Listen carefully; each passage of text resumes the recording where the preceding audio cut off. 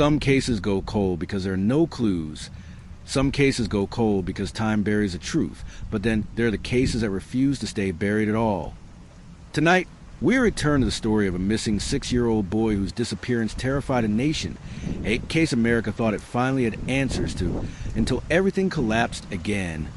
This is a revival of the Etan Patz case, the third trial, and the shadows that still refuse to fade. Fade into title card. The Long Shadow. The midnight revival of the Etan Patz case. It was May 25th, 1979, a warm Friday morning in New York City. 6-year-old Etan Patz left his home on Prince Street for the very first time, walking just a single block to catch his school bus. He never reached the corner. He never came home. Let silence build. The city launched one of the largest missing child searches in American history.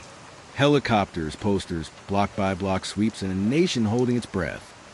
Etan's small, hopeful smile would soon become one of the first faces on America's milk cartons, a symbol of a country suddenly aware of the fragility of childhood. Days became weeks, weeks became years. No body, no physical evidence, no final answer. For the Patz family, every phone call, every knock at the door carried the same unbearable question. Did they finally find something? But the answer was always no. Etan became a ghost that hovered over the city, over investigators, and over America itself. Then in 2012, more than 3 decades later, a name surfaced from the shadows. Pedro Hernandez, a former convenience store worker from the same neighborhood. He confessed to police. He claimed he lured Etan into a basement with the promise of soda and killed him. A careful pause, but there was a problem. No body, no trace, no witnesses, just his words. And Hernandez's mental history raised immediate doubts. Was this the truth or a fragile mind echoing something he believed he did? The first trial ended in a hung jury. The second, a conviction.